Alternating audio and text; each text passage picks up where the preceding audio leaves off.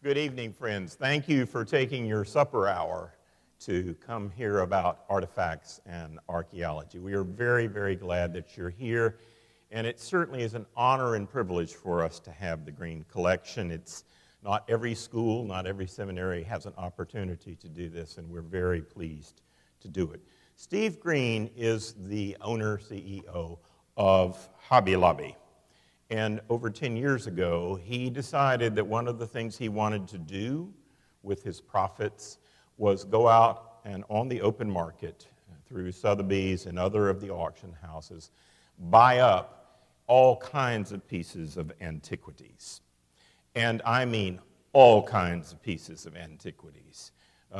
Early Christian manuscripts, early biblical manuscripts, Dead Sea Scrolls, cuneiform tablets, you name it, he was buying it. They now have over 50,000 pieces of antiquities. Don't worry, you'll not be seeing all that tonight. You're going to see less than 1%, okay? But it will be well worth the time to do it. Sometimes I'm asked, well, why should we be interested in these dusty, musty old manuscripts and cuneiform tablets and all of that? The reason is, of course, that Christianity is a historical religion. For us, history, archaeology, artifacts matter. If Christianity was just a philosophy of life or a spirituality, these things would not matter so much. But as Paul says, if Christ is not raised in time, in space, in history, our faith is in vain. So for us, as Christians, archaeology, artifacts, ancient texts, and getting back to the original state of the biblical text is crucial for the ongoing life of the church, and you'll get to see some of that. Now, it's not my job tonight to tell you in advance what you're going to see. We have green scholars over there, and by which I mean scholars of the Green Collection, not that it's not easy being green. But in any case, they are over there, and they're going to help you walk through that later this evening. And I want to also thank Amy Van Dyke and Brother Conrad as well, who are here supervising the collection and helping us with that. We are very privileged, and I think you're really going to enjoy your time over there. What I want to do tonight is to set the context. If you know me, you know I like to say a text without a context is just a pretext for whatever you want it to mean. So my job tonight is to set for you the context and the world of the Bible, which was a very different world than we live in today. It has been said the past is like a foreign country. They do things differently there, and you're going to see it. So without further ado, I want to show you a little of the past. I'm going to show you Ptolemy and the Library of Alexandria. Pay close attention.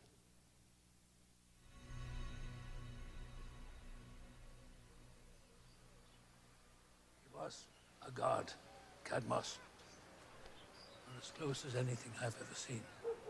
Tyrant, they yell so easily. I laugh. No tyrant ever gave back so much. And what do they know of the world, these schoolboys? It takes strong men to rule. Alexander was more. He was Prometheus, a friend to man. He changed the world. Before him, there were tribes.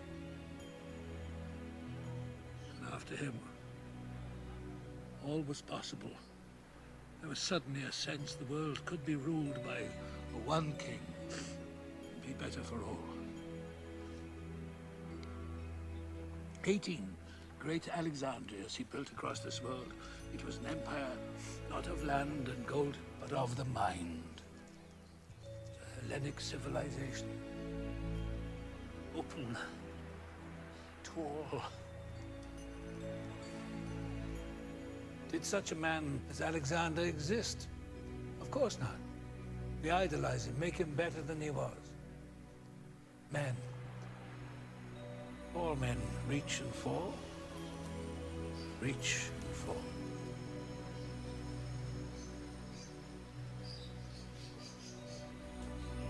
the east, the vast Persian Empire ruled almost all the known world.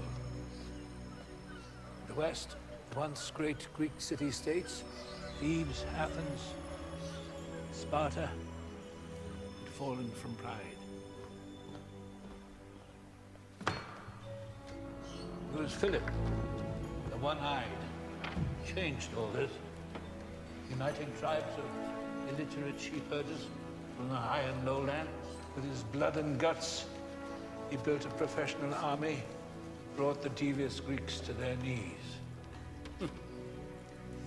He then turned his eye on Persia, where it was said the new great king Darius himself, on his throne in Babylon, feared Philip.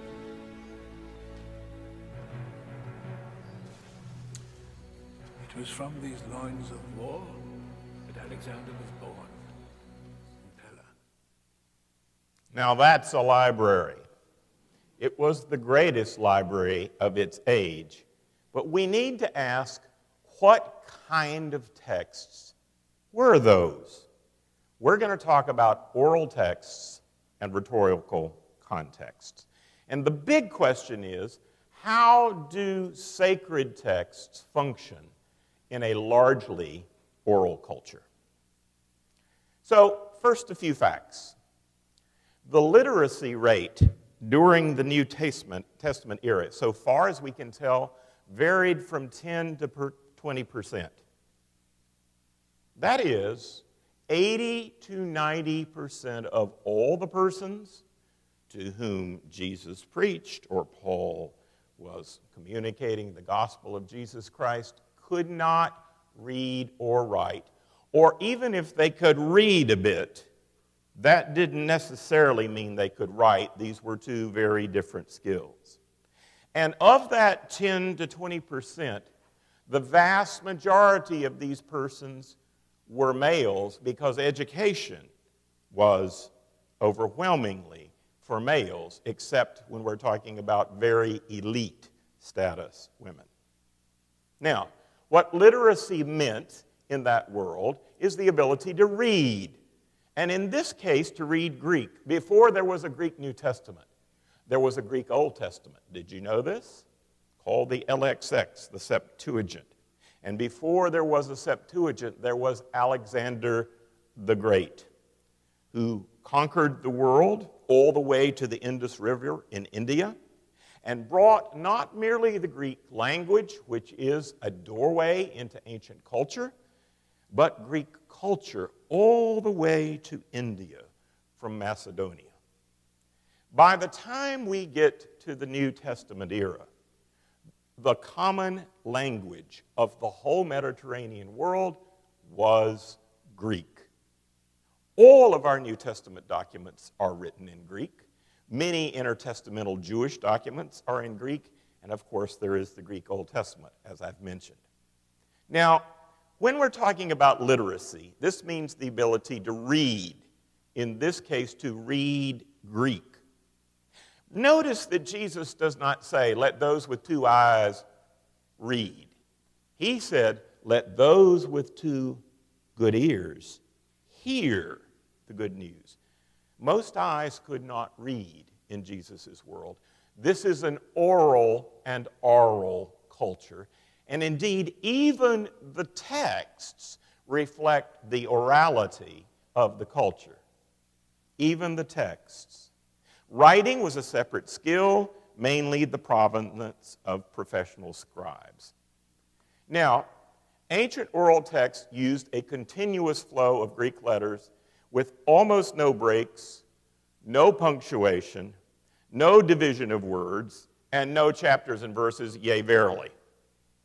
Chapters and verses do not come into any biblical manuscripts before the Middle Ages. And they were brought by Archbishop Langton, who we will talk about a little later.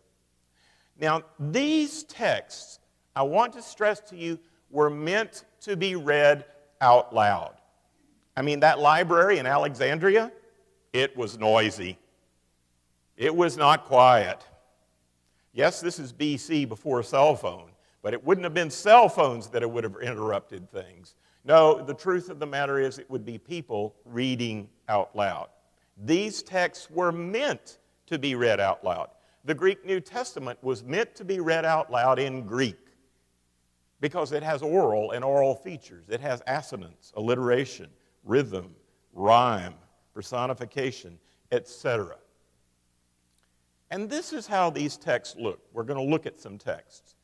They were in scriptio continua, a continuous flow of letters. So let me ask you, under number 7 here, what does this phrase say?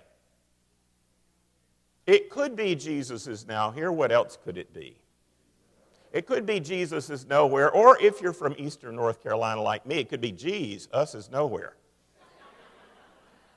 The truth of the matter is that when we look at ancient manuscripts, you had to have a lector, a professional reader, to read these things unless you already knew the text. So here's an example. This is the Gospel of John. You all know the text. In the beginning was the Word, and the Word was with God, and the Word was God.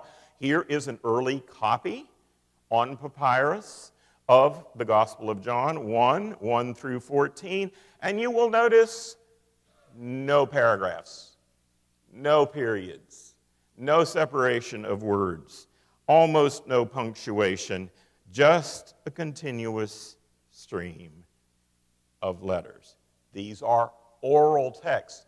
You have to read them out loud to figure out where the separation of words and sentences and phrases and paragraphs are. Or look at this one. Now this one is interesting, and what I want you to notice in this one is the lines over the Greek letters. You see that? Wherever you have like a line over the line of letters, that's because you have nomina sacra, abbreviations in Greek of the sacred name of Jesus. So for example, if you were to see letters like X and C, that would be Christos, the first and last letters of the word Christos, Christ. What scribes did in order to make room for more words is they would abbreviate the sacred names. And so, though we don't have any separation really of words and sentences and paragraphs, occasionally we have abbreviated words. Now this is a famous inscription. This is the Theodotus inscription from Jerusalem. It's not there today. If you go to Jerusalem, you will not find it. It is in the Istanbul Museum. All I really want you to notice about this is that even in a public inscription, which is a warning, it's one continuous flow of letters. You needed to know not only Greek, you needed to know how to read an inscription and separate it into words. These are oral texts. Oral texts. Here's another early codex. We are going to see a very early Greek manuscript of the Psalter in the Green Collection in a little bit. Here's an early codex from Egypt from the 3rd century AD. And when I say codex, what I mean is the ancient form of a book. Most of what you saw in that picture of Alexandria's library were rolls, papyrus rolls. But here we have the beginnings of what we might call books. They were called codex. So you have 2 leaves from an Egyptian papyrus, and this is from the 3rd century AD. It has been suggested that Christians were some of the first persons to use codexes.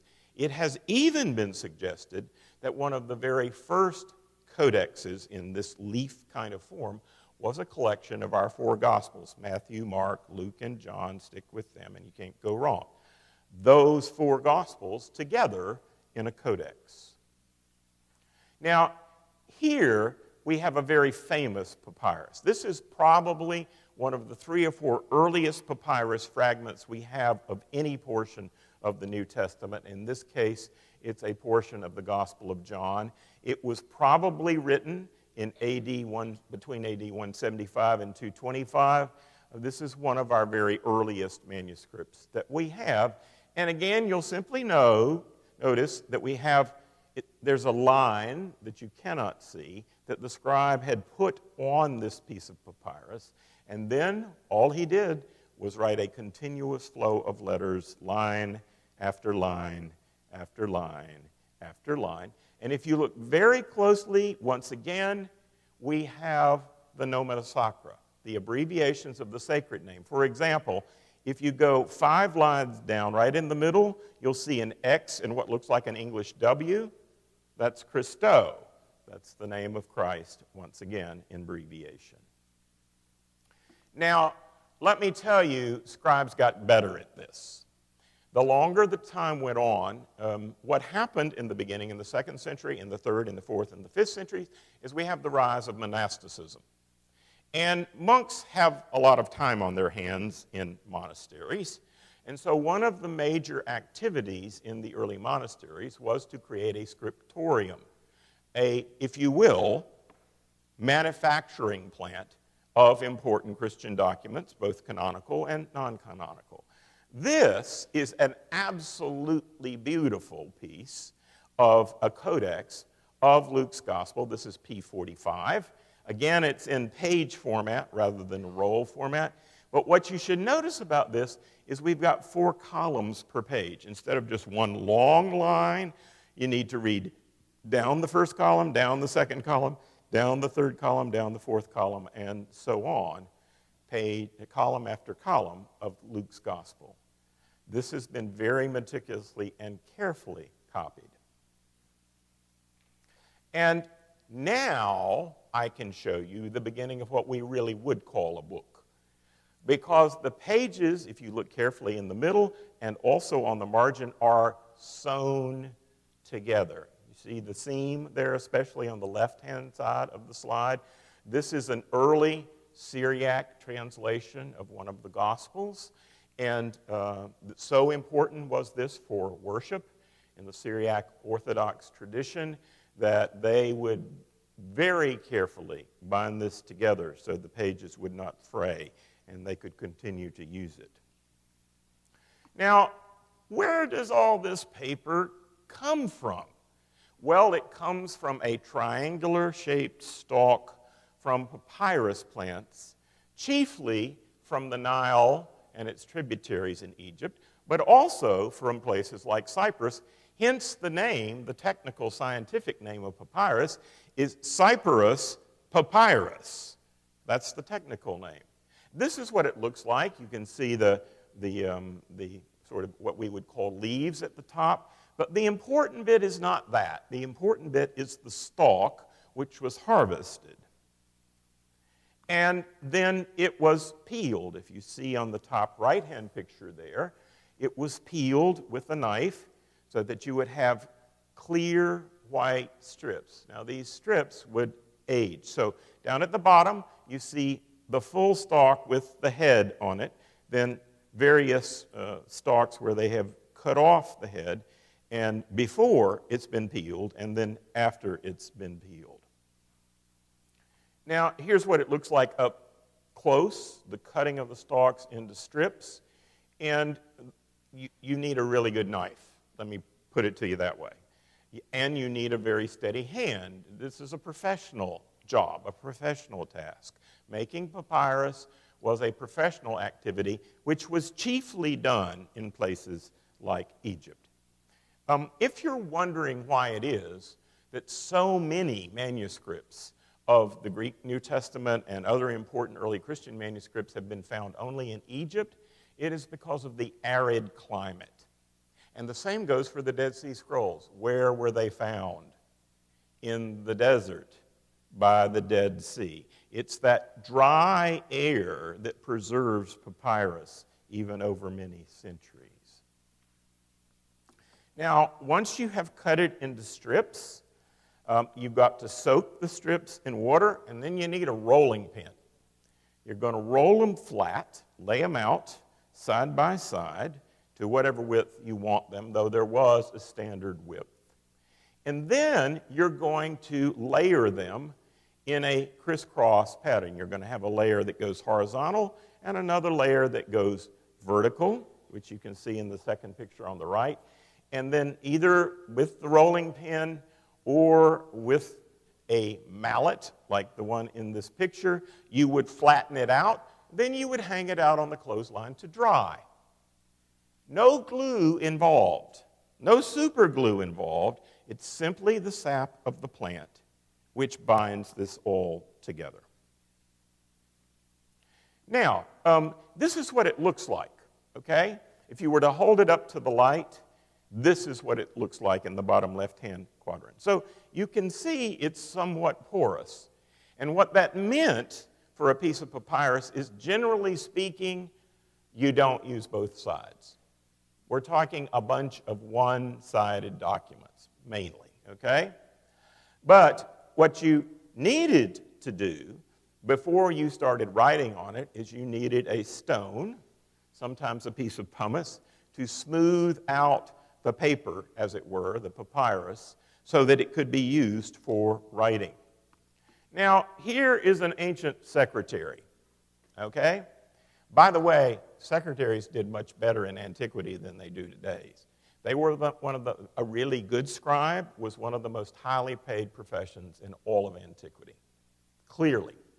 And so pharaohs, kings, rulers of various kinds, generals, needed scribes. These are both pictures from the Museum of Egyptology in Cairo of Egyptian scribes sitting in the lotus position and working away.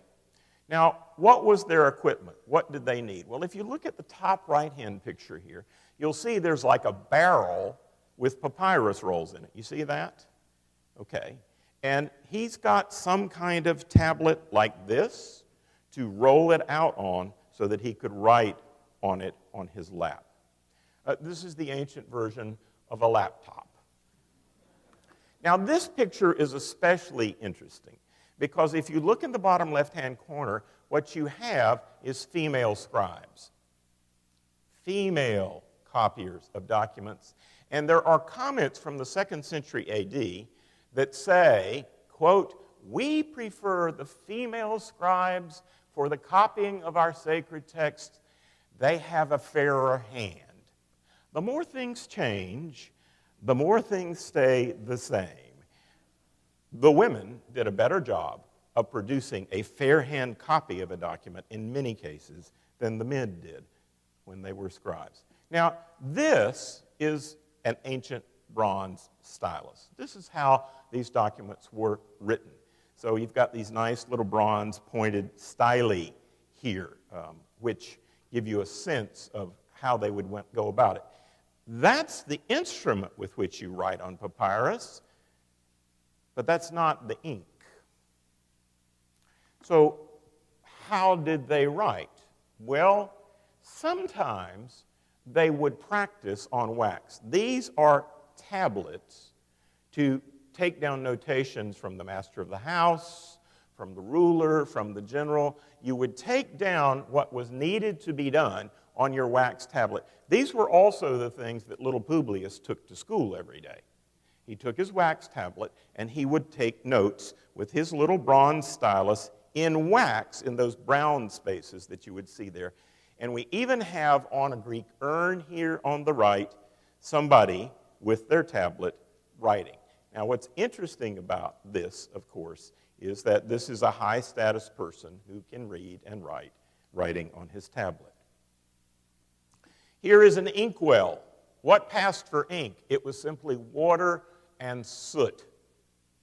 It was simply water and soot. So you would take your stylus, you would dip it in the inkwell, whether it's a little small one made out of lapis lazuli like that one, or a clay inkwell, and you would begin to write. And let me tell you that once you did that, there are no do-overs, no delete buttons, no erase buttons. You had to be careful and meticulous. This is one of the neatest scenes from the Greco-Roman world that I could bring up for you to give you an idea of how this all works. In the middle of this picture, you have the teacher looking rather like Aristotle or Socrates or some other good Greek who would be a teacher. On the left, you have the lector who would read documents. So you see the scrolls over where he is. In the chair is little Publius, and he doesn't look too pleased to be there. He's kind of squirming in his school seat. And who's the guy behind him with the lunchbox? Well, no, that's not actually a lunchbox. That's the toolbox with the styli and the ink and other things that Junior would need to write and do his lessons when he's at school. The person on the far right is called a pedagogos, from which we get the word pedagogue, but it doesn't mean a teacher. He's the nanny, as the British would say. He's the one who accompanies little Publius to school in the morning and takes him back home, making sure he's safe. He's the childminder, the guardian, and he rehearses his alphabetas in the evening. So he goes over the homework with him. He's the guardian of the child in this case. Now, when we came to ancient libraries, remember the picture at the very beginning of these huge walls in the Alexandrian library? There really were only libraries of that proportion in very few big cities. Rome, Pergamum, Alexandria were considered the big free libraries. Not even Jerusalem was close to what you got there. And here you can see, if you look at it, bigger rolls, smaller rolls, medium-sized rolls, depending on how many leaves of papyrus you have glued together into a roll.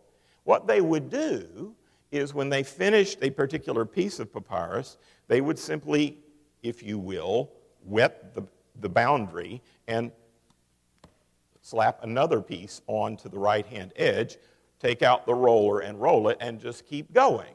So you could have really enormous rolls, like the famous Isaiah scroll that's in the Israeli Museum. Now, one other thing that you will not see in this picture that I would stress is that the way you could tell one scroll from another is they had toe tags. There would be little tabs at the ends of the document which would have little labels on them, okay? That's how, in a library, you could tell one scroll from another. I mean, the poor scribes who ran the library didn't know where everything was, so there would be little tabs at the end of the scroll. Now, here's the interesting thing. Where would you guess the tab would be? At the beginning of the scroll or at the end of the scroll? Think of human nature. Remember the old phrase when we had VHS tapes? Please be kind and rewind. Ancient people didn't do this any more than modern people do. And so, in fact, the label for the document was put at the end of the document because nobody rewound it after they read it. They went this way and this way and this way and this way. And when they got to the end, their wrists were tired and they just put it back in the slot where it goes. So the tags would be at the end. Now, this brings me to an important fact about things like our Gospels. The header for Matthew, Mark, Luke, and John say things like "Kado Ioannes," according to John. That is actually not part of the inspired text, which begins with verse 1. That is the toe tag. That would be the label that would be attached to the document to tell the scribe or the person in the library who was looking for it what it was. We have some documents, like Paul's letters, where the author and the nature of the document is mentioned in the first few verses. Paul to the Galatians, greetings. But this is not true with the Gospels. Internally, the Gospels are all formally anonymous. The way that they got labels, Matthew, Mark, Luke, and John, was after the fact, a label would be added to it to specify what this was. And here's another interesting thing. You don't talk about a gospel according to Matthew unless there is a gospel according to somebody else. That is, when these documents began to have that kind of identity marker was when there were multiple gospels in play. According to so-and-so, according to another so-and-so, Matthew, Mark, Luke, and John. It has been conjectured that the first time that we had all four Gospels together in a codex was about 125 AD, and that is really when the clear distinction and delineation between them began. Now, here's another picture of a library and somebody taking documents down from the library. Do I need to tell you these are not lending libraries? These are not lending libraries. But when I went to Tübingen, I was thinking, great, I get to use the great Tübingen University Library in Germany. Can't wait. They've got a lot of famous volumes. I went to the desk. I said, I need this Deutsche book and that Deutsche book. And the man said, write down all your particulars and we'll get back to you tomorrow. And then he said, and you do know you can't take them out of the library. In fact, today, in many places in Europe, and not even with books that are particularly important or valuable, you don't have lending libraries. You have libraries in which you must use the resources, like at the Library of Congress, in the library itself. So here we have two more pictures of libraries and give you a sense of the filing systems, which was pretty orderly. So again, here are papyrus rolls. Here's the assembling of the papyrus rolls. And now I want to talk to you about two famous texts in the New Testament. The first is Revelation 1:3. It says this, "Blessed is the one who reads the words of this prophecy out loud, and blessed are those who hear it and take to heart what is written in it, because the time is near." Now, I want you to notice about this verse the distinction between the reader and the hearers. You see that? Notice the distinction between the reader and the hearers. The reader is not the hearers, and the hearers are not the reader. The reader is a professional reader that we would call a lector. A lector. He's someone who is literate, he's probably a scribe, and he's the person that John of Patmos must have handed the document to, because this is right at the beginning of the book of Revelation, and he's blessing the guy who wrote down all 22 chapters of Revelation. You know, those scribes deserve some blessing. Do you realize how long it would have taken to write down the whole of the book of Revelation? I mean, think about that, by hand, letter after letter, letter after letter. One of the things I love is at the end of Romans 16, we have a reference to the amanuensis, the scribe. Right in the middle of all the greetings in Romans 16, all of a sudden you hear a different voice. "I, Tertius, greet you in the Lord." I mean, he snuck into Scripture. This is good, right? Who is this person? Who is Tertius? Tertius, undoubtedly, is the scribe who wrote down all 16 chapters of Romans for Paul. And while his hand was falling off, or before it fell off, he put himself in there greeting the Roman Christians. The Greek word here is ho anagnoskon. The reader, singular, refers to the literate person who could read the document to the congregations in Ephesus and other places of Revelation. But we see this same word, ho anagnoskon, in Mark 13. In the middle of Jesus' apocalyptic or Mount Olivet discourse, right in the middle of it, when he's talking about the abomination that makes desolate, quoting from Daniel, we have a parenthesis. And in the parenthesis it says this, "Let the reader understand." It doesn't say let readers, plural, understand. It says let the reader understand. That is, this is a cue to the person who's reading the document out loud to the audience, in this case of Mark, to explain the abomination that makes desolate. The reader himself, this is sort of word up, you need to explain this mysterious phrase from Daniel. So it says, let the reader understand. This is not a command to the audience. This is a command to the reader of the document. Now, this brings me to a fellow I mentioned briefly before. This is Archbishop Stephen Langton. There's his statue on the right, and there's his picture on the left. He was Archbishop of Canterbury. He lived from about 1150 to 1228. And really clearly, he had far too much time on his hands. He is the one who meticulously went through documents that previously had no chapters and verses and put things into chapters and verses. In other words, the earliest inspired Greek, Hebrew, and Aramaic text of the Bible did not have chapters and verses. So all of this silliness about the Bible code and all of these 3:16s and this miraculous stuff that's going on between numbers in the Old Testament of chapters and verses and numbers of chapters and verses in the New Testament, not so much.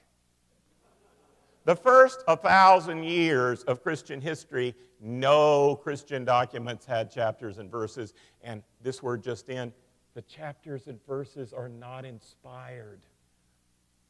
It's the text.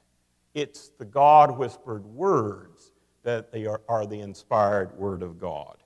And frankly, Stephen Langton did a pretty good job, but there are places he messed up big time. I'll give you one example. In Hebrews chapter 11, we have the Hall of Faith. By faith, Abraham. By faith, Moses. He's going right through the roll call of the heroes of the faith of the Old Testament and then the beginning of the New Testament saints as well. And the last person in the Hall of Faith is mentioned in Hebrews 12, 1 and 2. It's Jesus. It's Jesus. We hear these words, looking to Jesus, the author and finisher of faith. Now, this word just in no Greek manuscript does the word our appear. If you have a translation that reads the author and finisher of our faith, you better get a better translation. Because in no Greek manuscript is the word our occurring. He's not talking about our faith. He's talking about Christ being the ultimate paradigm of faithfulness and trust in God. He's the last example in the Hall of Faith, and he should have been in chapter 11. But he's so not there because Stephen Langton said, okay, it's all about Jesus. Next chapter. What I have tried to introduce you to is the world of biblical texts. In this case, you need to understand they're not like modern texts. They're not just words on the screen that you read silently. They were meant to be read out loud, and all of the oral rhetorical devices that make them interesting and interesting to listen to are lost in translation. You've probably heard some things get lost in translation.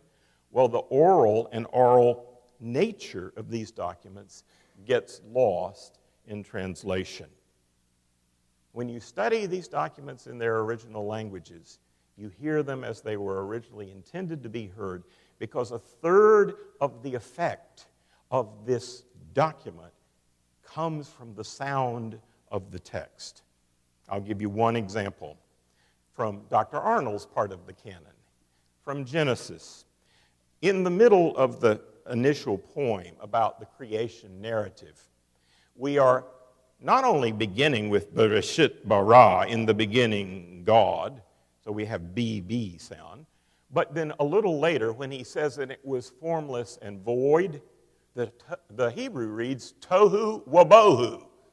It rhymes. It made it easy to learn. When a text has rhythm and rhyme, it's easier to learn. And Jesus' sayings are often poetic in form if you read them in the Aramaic. Late in the Middle Ages, there was a change in reading and writing as literacy grew. Increasingly, from the time of Augustine forward, people began to read silently to themselves. Instead of it being a social act, a community act, where one person would read and others would listen, like story time in elementary school, it became a privatized thing, an individual thing. But even in the time of St. Augustine, he has this to say: St. Ambrose is the most remarkable person I have ever met. He can read without moving his lips. Those days are gone. But when you go see the Green Collection, realize You're entering the ancient world with ancient texts, and they are oral, and they are oral, and they are rhetorical. Hear the good news. Let those with 2 good ears hear the word of God. Thank you very much.